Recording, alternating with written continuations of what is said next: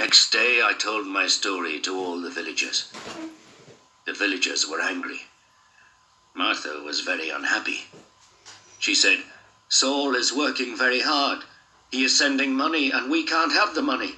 What are we going to do?" I did not know. Then in the evening the school teacher came to my house again. "Adam, perhaps I can help you," the school teacher said. "Here is a letter to Mr. Sheth." "Mr. Sheth?" I said. "Who is he?" "He's an important man in Darpur, and he's a friend of my wife's cousin," replied the school teacher. "This letter is to Mr. Sheth. The letter is about your money order. Perhaps he can help you."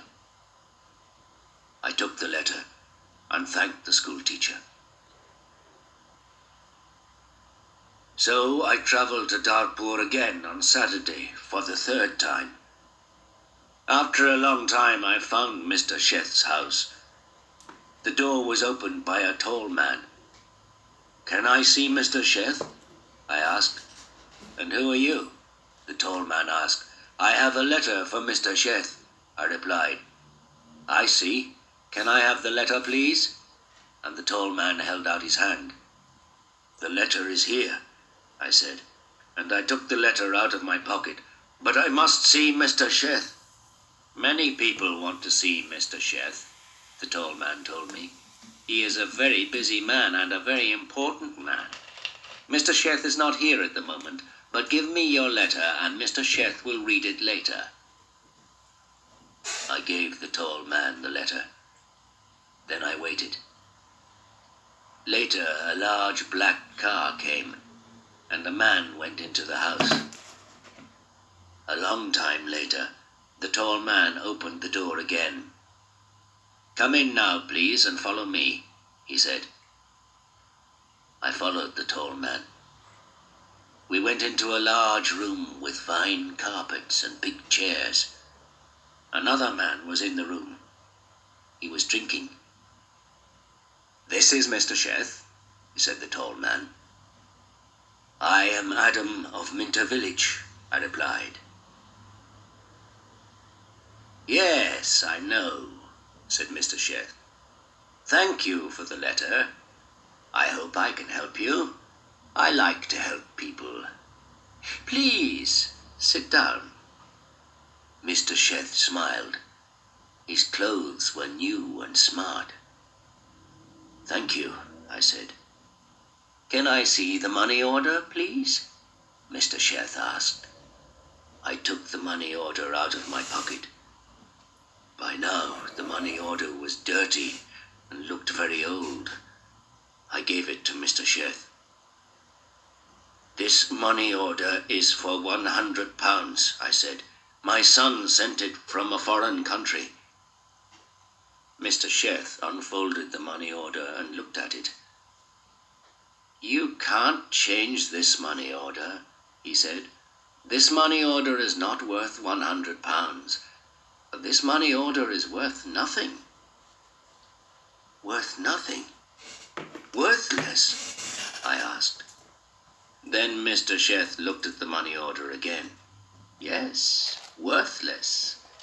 Your son does not understand about money orders. This money order is not correct for our country," Mr. Sheth said. Then he looked at the money order again and said, "And this money order is also old. It is out of date." I said nothing. Mr. Sheth gave me the money order back. Then Mr. Sheth smiled and said, "I am very sorry.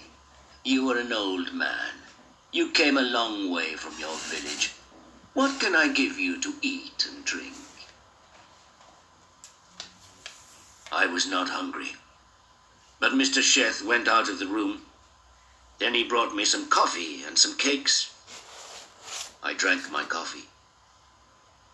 "Old man," said Mr. Sheth, "I like to help people. I am a rich man. Give me your money order." I gave my money order to Mr. Sheth. "Yes, this money order is worthless," he said again, "but I am going to I am going to change this money order for you. I am going to give you some money." Mr. Sheth went out of the room. I felt very happy again. After a few minutes, the tall man came into the room. He gave me an envelope. "This is from Mr. Sheth. You can go now," the tall man said. I went out of the house. I walked along the road to the bus station. I opened the envelope and I took out my money. I counted the money. It was £10. I thought about my only son, Saul. My son, Saul, had sent me a money order for £100. Mr. Sheth had given me £10. I felt old, and I felt poor again.